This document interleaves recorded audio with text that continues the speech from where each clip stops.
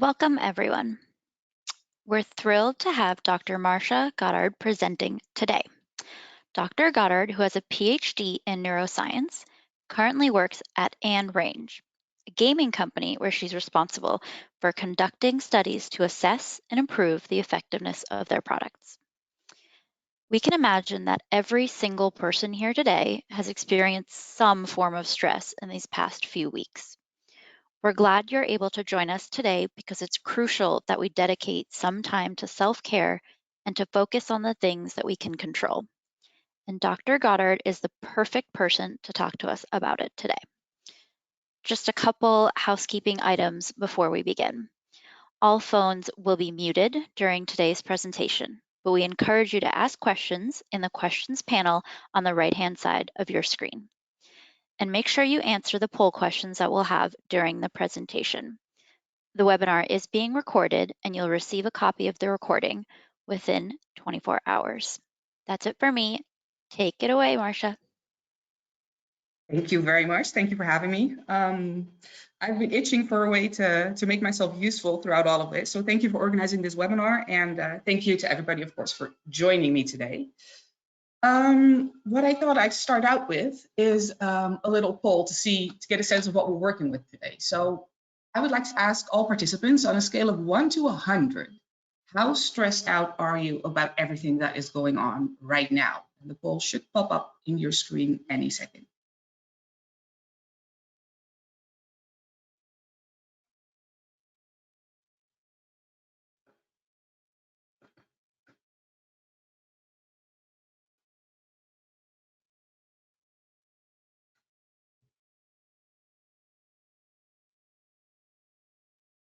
Okay, so we have about 85% of the votes in now.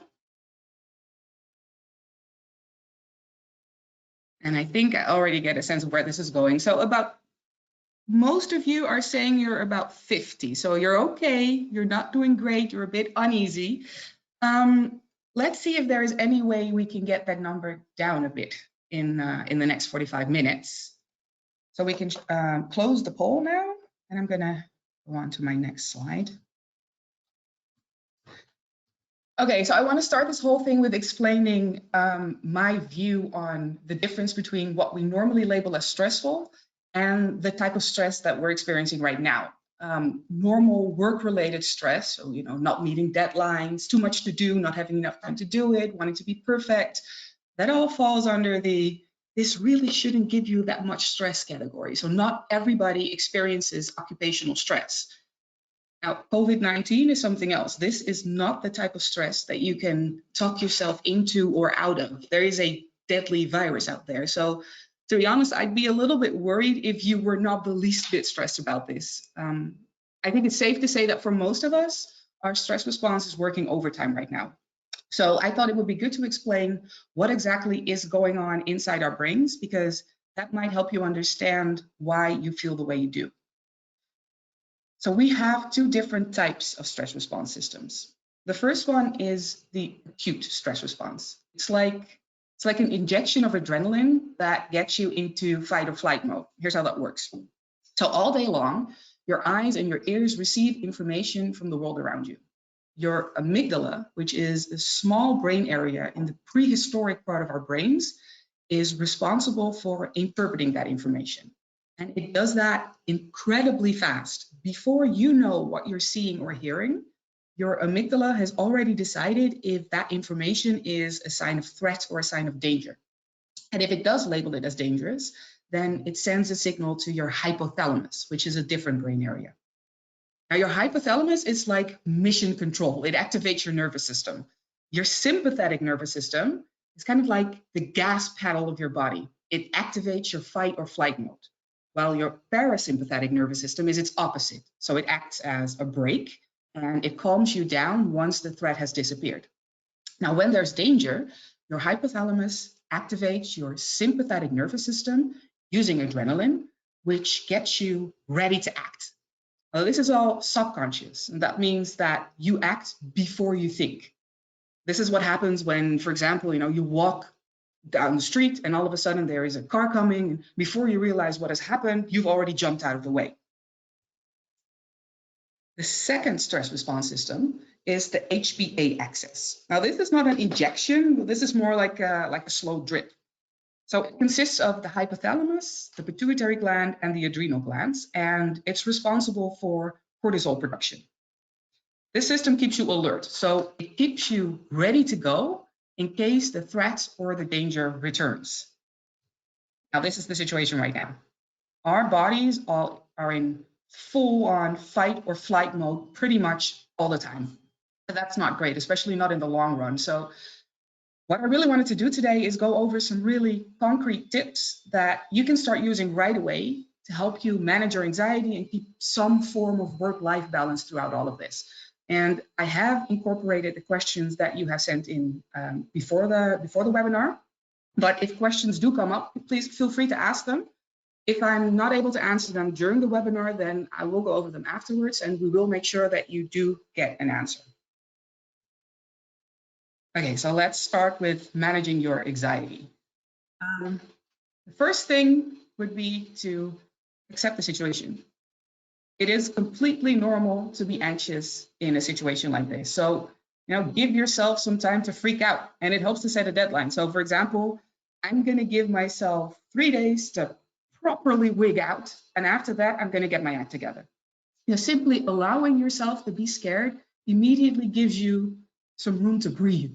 And if you can get to a point where you accept your anxiety levels will, funnily enough, most likely drop immediately, because part of the anxiety is feeling like what you're feeling is not okay.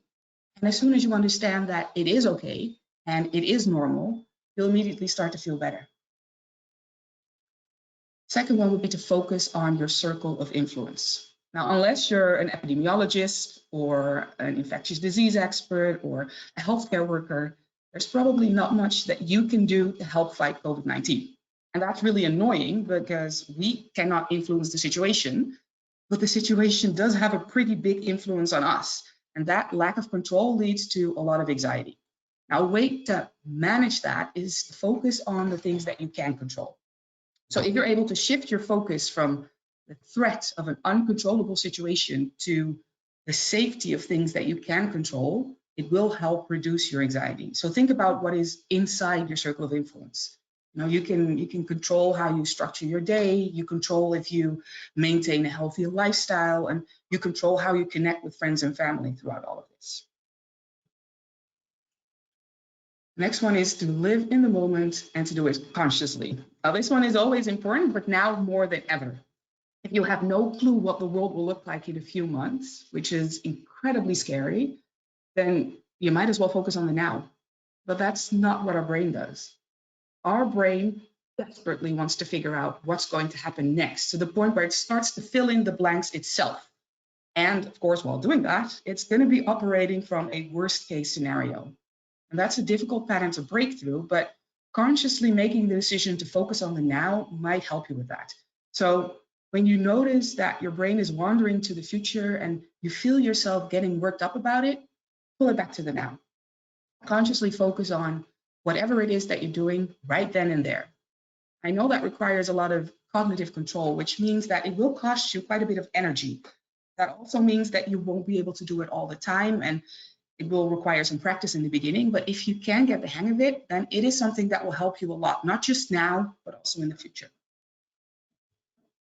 Okay, so this one is really, really important. Go on a news and a social media diet. I heard Lady Gaga say something once that has stuck with me ever since. Social media is the toilet of the internet. I really agree with her on that. Anybody can post anything and proclaim it as the truth without having to name a source. And the more shocking it is, the more people will share it. Now, in this specific situation, that means that if social media is your main source of information, which for some of us it really is, you're going to feel like the end is near and we're all going to die.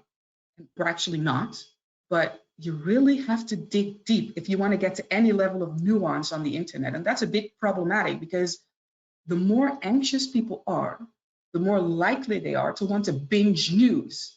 The aim is to reassure yourself, but the result is the opposite.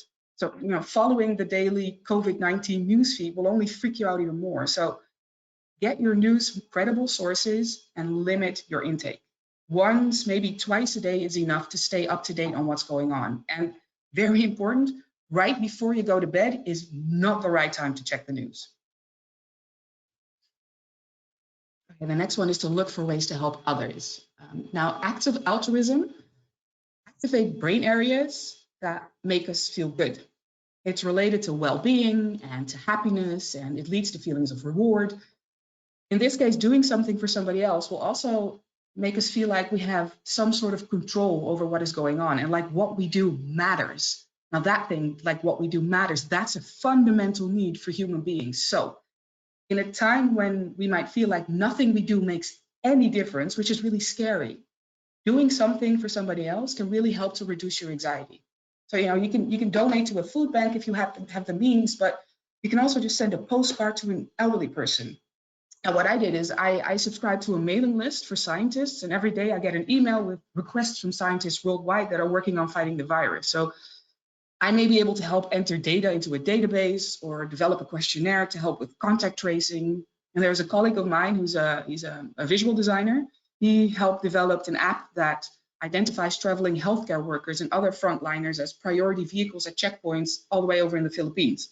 So what you do is completely up to you, and it really depends on your situation, but everybody can do something, and this will really help you to feel better. Also quite important is to share your feelings. If you feel like you're going crazy, you may also feel like you're the only one feeling that way. You're really not, but people find it really difficult to share these types of feelings, and there's a reason for that. Your brain is trying to protect you from social exclusion and from humiliation. What it comes down to really is that right now, your brain is it's not a very reliable source of information. It exaggerates everything, including how alone you are in your anxiety. So share your feelings with others.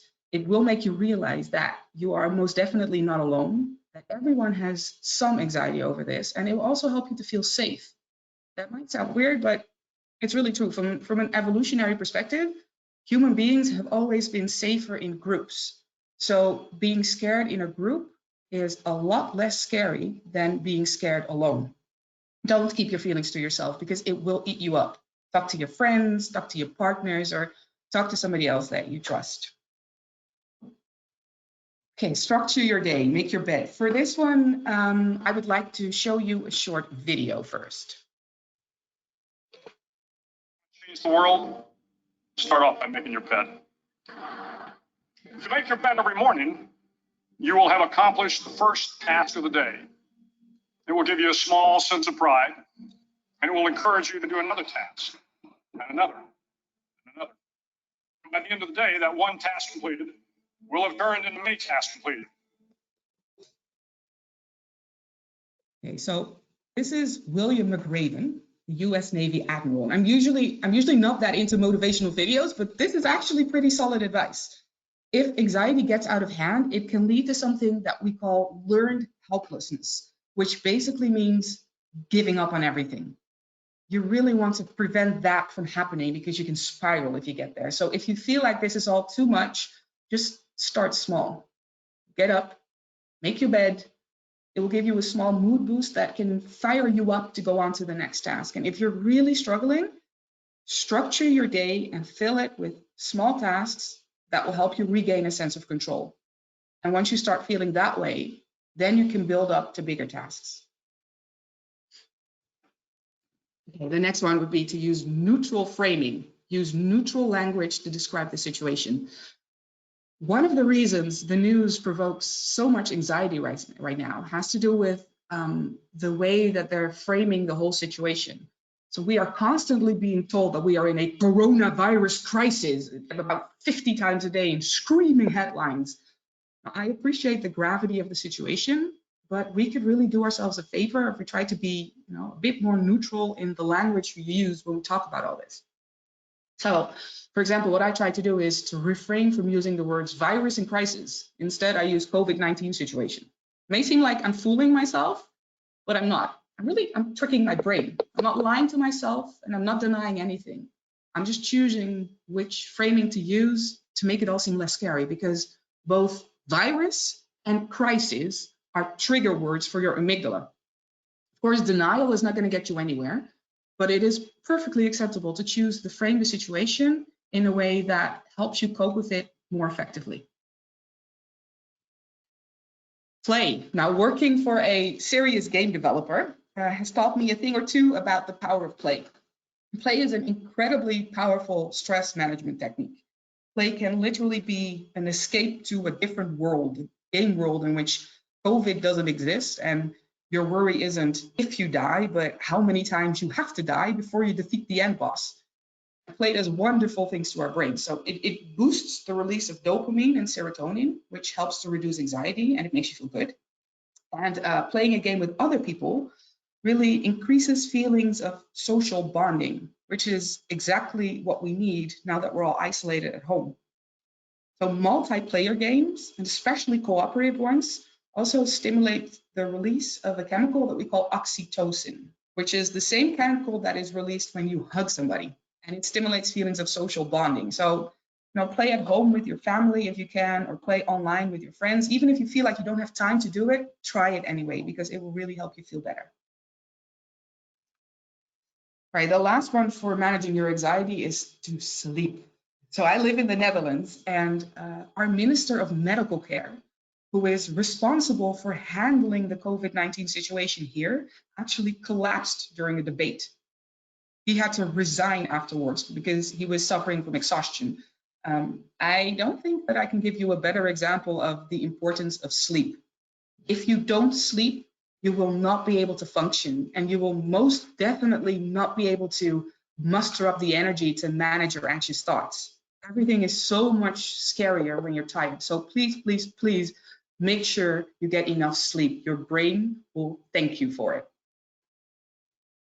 Okay, so I also got a question about how to deal with panic attacks. Now, I want to start out by saying that if this is something that you're really suffering from on a regular basis, then the best step to take would be to find somebody to talk to find a helpline or a therapist in your country that you can speak to, because this is a scary time, and having to go through panic attacks while you're going through this scary time, you really shouldn't have to do that alone. But I did want to give some tips on how you can deal with one if you actually have one. So the first one would be to acknowledge it. Don't fight it. The more you fight a panic attack, the worse it gets.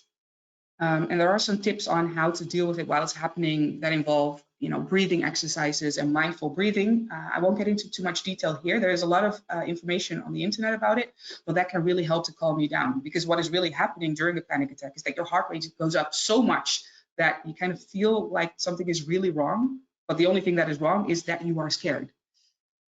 Another thing would be to look for distraction. I put one specific tip behind it. That's to count backwards from 100 in threes, or if that is too easy, to count backwards in sevens, because that basically shifts your focus from the panic attack to maths, which can be pretty hard, especially when you're stressed. Another one would be mindful observation. So if you're going through a panic attack, start focusing on what you're seeing, what you're hearing, what you're smelling. Just describe that to yourself and do that for 20 seconds each. That can really help, again, to shift your focus from the panic attack to whatever is happening around you. And the last one would be to remind yourself that panic attacks usually only last for about 10 minutes. I'll be the first to admit that it may seem like the longest 10 minutes of your life, but they usually just end by themselves after about 10 minutes. So you will be okay. But I want to reiterate my first statement. If this is something that you're struggling with, really find somebody to talk to, because there are ways to help you with it. Okay, let's go over now to some tips on how to maintain a somewhat functional work-life balance. First step is to accept that you will be less productive. You have a full-time job, you have kids, you're homeschooling, you're working, you're trying to keep your kids calm through all of this, and you also want to have some kind of quality time with your partner. To be honest, anyone in this situation thinking that they will get as much done in a day as when they're at the office is in major denial. And you might be on a one-way trip to, burnout city. Don't do that to yourself. The sooner you accept that you will be less productive, the more productive you'll be, because you will have stopped fighting with yourself over this, which gives you room to actually, get to work. Structure your day, but be flexible about the structure. So In addition to reducing anxiety by giving you a sense of control, structuring your day can also help you to maintain balance. So for example, my husband and I have 2 kids, one of which is in school. So we are juggling 2 full-time jobs, homeschooling, and caring for a toddler. And over the past few weeks, we have worked towards a schedule that works for us. Now, that's been a conscious process in which we reflected on what did and did not work, and we wrote stuff down. You need to find something that works for you.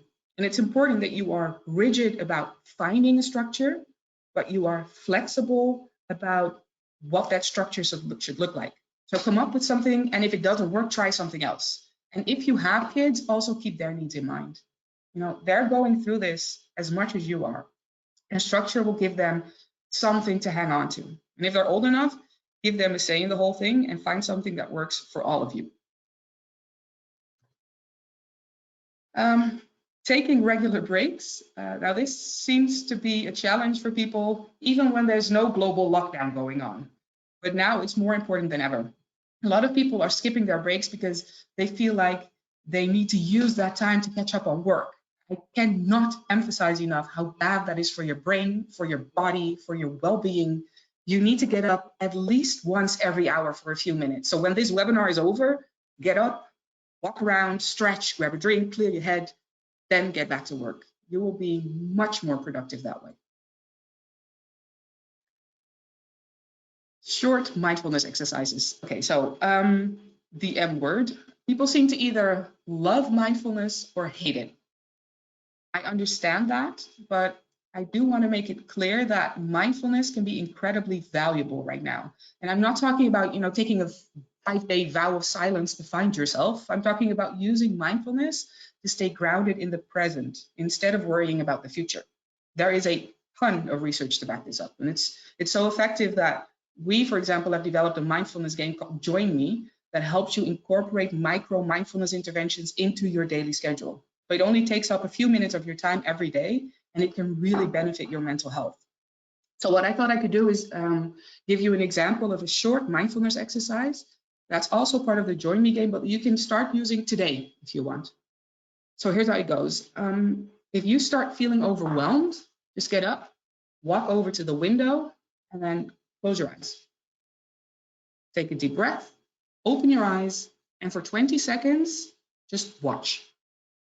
Don't think about what you're seeing, just observe what's going on.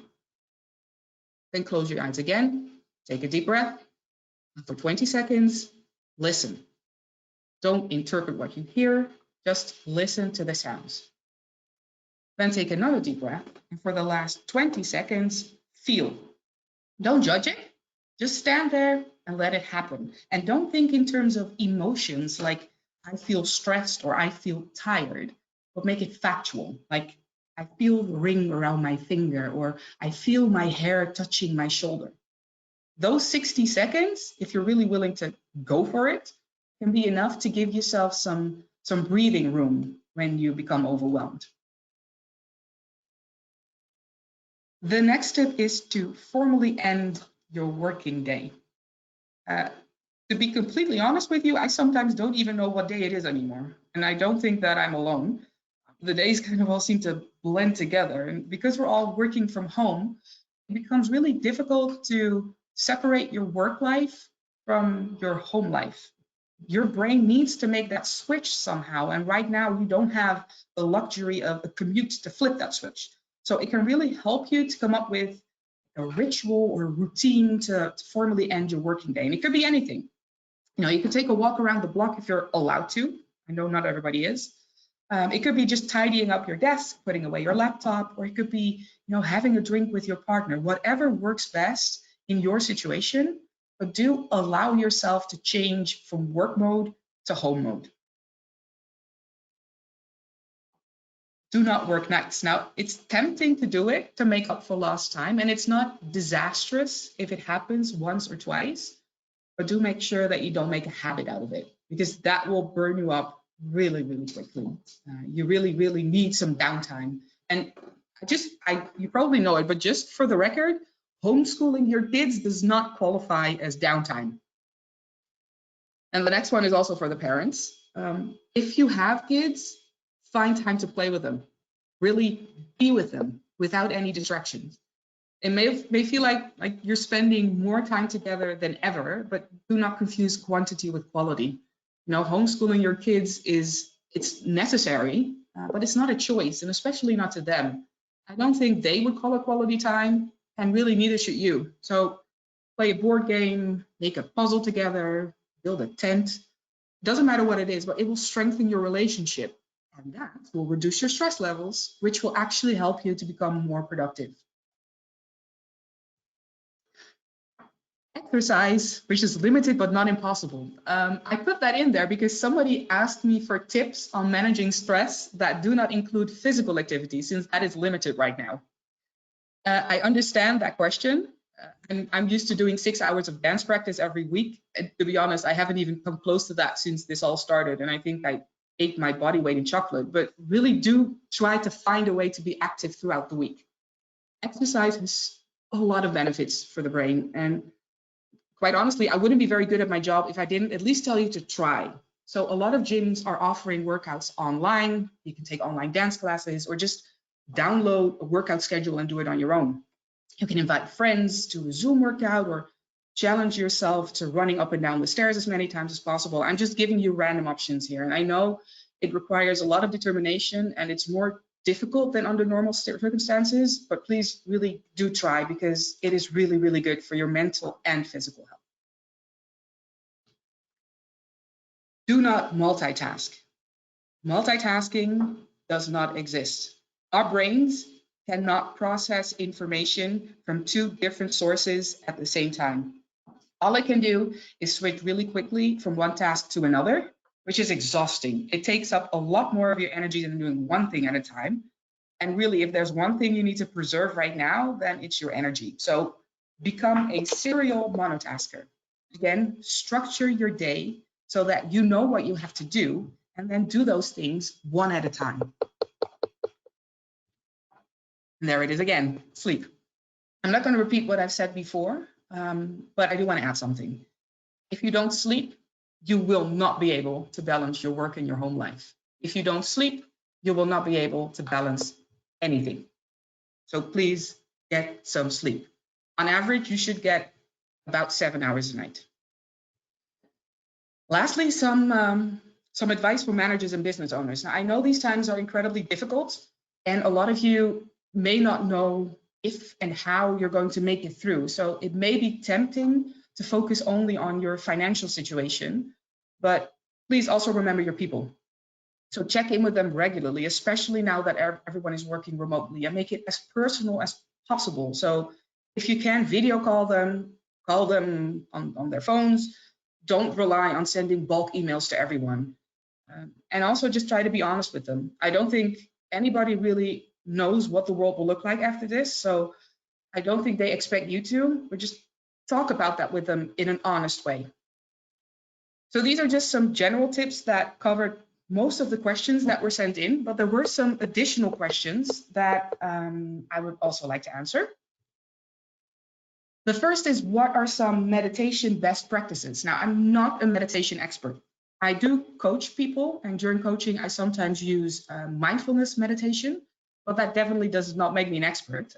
What I did do is collect a few tips for people who would like to start meditating, but need some help getting started. The first one would be to start small. So don't expect yourself to be able to do a 60-minute meditation straight off the bat. Start by just sitting down for 2 minutes to see how it feels. And if that goes well, then increase the duration over time. And make sure that you sit in a way that's comfortable for you. You don't have to do the cross-legged, hands on knees type of thing. Just sit in a way that feels nice for yourself. And as this is a new habit that you want to develop, it can also help you to set reminders. The best time for meditation is the beginning of the day, but it's quite easy to forget when you're not used to doing it yet. So set reminders for yourself, and don't worry about doing it right. There is no right. So if this works for you, then it's fine. To keep yourself focused, it can help to count your breaths and make sure that you breathe from your diaphragm, because you don't want to start hyperventilating. I'm speaking from experience here. Now, when you first start out meditating, quite likely your mind will wander a lot. And that's okay, that's perfectly normal. But when you notice it, just bring it back by focusing on your breathing. And a very, very important addition here is to not judge what is happening. Again, there is no wrong or right. So there is no reason at all to judge. You cannot do meditation wrong. The last tip is to observe what you see, you hear, you feel, and you smell, because again, that can help you to focus your attention. So this is comparable to the mindfulness exercise that I just explained. It can really help you to focus on the present. Now, again, these are just some general tips. I am by no means an expert. If you find it difficult to get started, you can also try using guided meditation through an app. You can use Headspace, for example, but there are free alternatives available that are as good or maybe even better than Headspace. The next question is, how do you cope with working and childcare? You don't really, but you do the best you can. And that is really the mindset that you need to have with this. If you try to do everything perfectly, it will break you. There are some general tips that I can give, some of which I've mentioned before. So structure your day as best you can, but also do accept a certain degree of chaos, especially if you have young kids. You know, poopy diapers during Zoom meetings may happen, and that's okay. We're all going through this together. So, you know, at least in my experience so far, the large majority of people are very understanding of the challenges associated with having to care for kids while working from home. Another tip is to take shifts. So don't try to send emails while you're playing with your child or while you're homeschooling your child. It will reduce the quality of the email and the quality of the playtime. Now, I realize that this is only possible if there are two people available to care for the children. I've always had mad respect for single parents, but that has increased exponentially over the past few weeks. I don't know how you do it. And I feel like I don't have many tips specifically for your situation, except to make sure that you put your own mental and physical health first. Okay, so the next one, accept that you will be less productive. I have mentioned it before, but it doesn't hurt to repeat it. Nobody expects you to work 8 or 9 hours a day. And that makes it very important to prioritize your day and to do so in writing, because we tend to get forgetful when we're stressed. So a to-do list can really work wonders. And it also feels really nice to be able to tick things off your list. That gives you a nice little rewarding boost of dopamine that keeps you going. A very important tip is to monitor your energy levels. Because truthfully, what we're all doing right now, it just isn't very healthy in the long run. Make sure to keep an eye on how you're feeling. And if you're starting to feel burned out, just take a day off. Take a day off to recharge. The next question is, what are the effects of stress on the brain? I'm not sure this is the right time to discuss that, but the question was asked, so I will answer it. And the answer is a lot. You know, stress can lead to memory problems because your hippocampus, which is the memory center of your brain, doesn't function as well. It can lead to increased rates of atrophy, which basically means that stress can kill brain cells. Your ability to learn decreases, your brain chemicals get all messed up. But very, very important to understand, these are long-term effects. This is not something that happens over the course of, you know, a few weeks. So it's really not something you should be worrying about right now.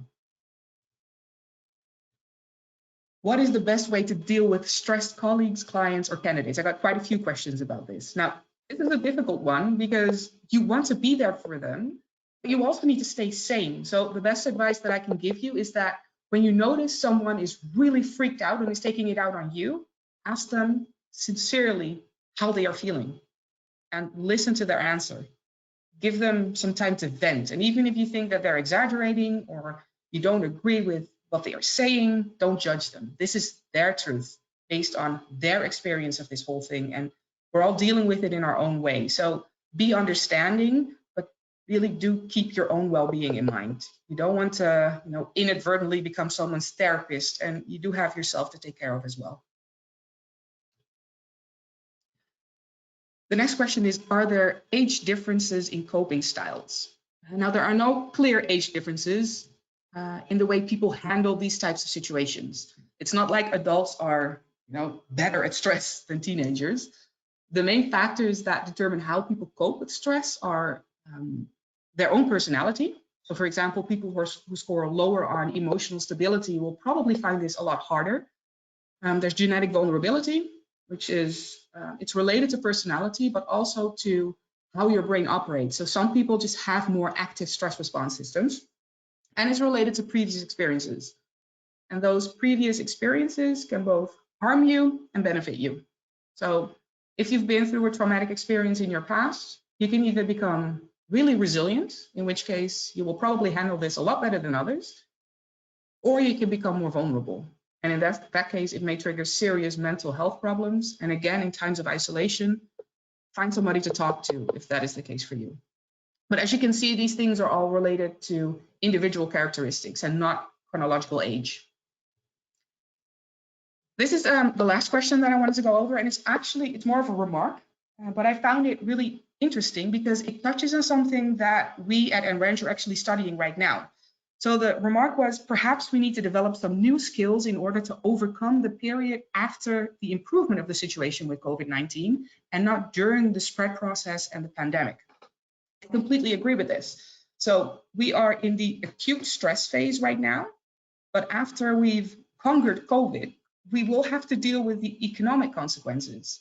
And those will probably be quite severe, and it will require a very specific skill set to successfully navigate through that. So to close things off, I wanted to share the theoretical model that we have developed that is not necessarily applicable right this minute, but it is going to become very important in the aftermath, which hopefully will be sooner rather than later. It's called the entrepreneurial mindset model. And in the beginning, it revolved around triggers of the 21st century work floor, like the ones that you're seeing here. But the current situation is going to result in a different but very, very serious trigger: economic instability. We don't know exactly what this is going to look like yet, but we know something is coming, and it will lead to a lot of changes. And those changes will lead to unpredictability. And that unpredictability will lead to, there it is again, stress. However, in this case, that doesn't necessarily have to be bad. In this case, it all depends on how you frame that stress, as a threat or as a challenge. Now, if you frame it as a threat, it will lead to behavioral rigidity, which will end in negative growth. And by that, I mean that performance will suffer, financial results will suffer, and negative behaviors will also grow, which is not going to help you. It's kind of a vicious cycle, because that rigidity will lead you to frame new stressful situations as even more threatening, which will lead to even more rigidity. But if you're able to frame the uncertainty and the stress as a challenge, it will lead to resilience. It will lead to new initiatives, new opportunities, positive growth. And the skill set that determines whether you are able to frame stress as a challenge consists of creativity, critical thinking, flexibility, collaboration, perspective taking, ownership, and innovation. These are the skills that you will want to work on with your people if you're a manager or a business owner, because it will help you through whatever is coming once we have COVID under control. Now, we are currently setting up large-scale research projects around this topic within large organizations all over the world. So feel free to contact me if you would like to know more about that. Okay, so that was the last one, but I am really, really curious to find out if this webinar has had any impact on your stress levels. So we will be repeating the poll right now. Again, the question is, on a scale of 1 to 100, how stressed are you feeling right now? And this is looking quite good, I have to say. We are collecting responses. More than half of you have voted already.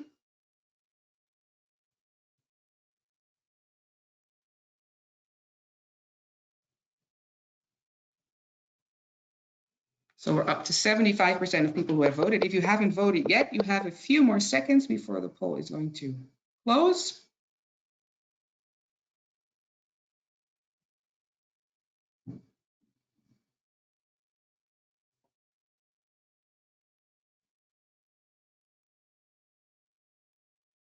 All right, I think we have enough responses now. Now I see that there's 1% still freaking out. I'm very sorry. I wish I could have helped you more, but a lot of you, like 38% is now down to 25 or was already on 25. So I think that's pretty good. Let's see if there are, I'm not sure if there are any questions that have been asked. There was a question, we will be able to access these slides. I will share them with Bullhorn, so I'm assuming that they will send them over to all participants as well, together with the recording of the webinar. So that's it for me. I'm going to give it back to Anna now to close. Perfect. Thank you so much, Marcia. And thank you everyone who's been able to set aside some time to join us today. And as promised, we will be sending out the recording, which will include the slides within the next 24 hours. Thanks, everyone.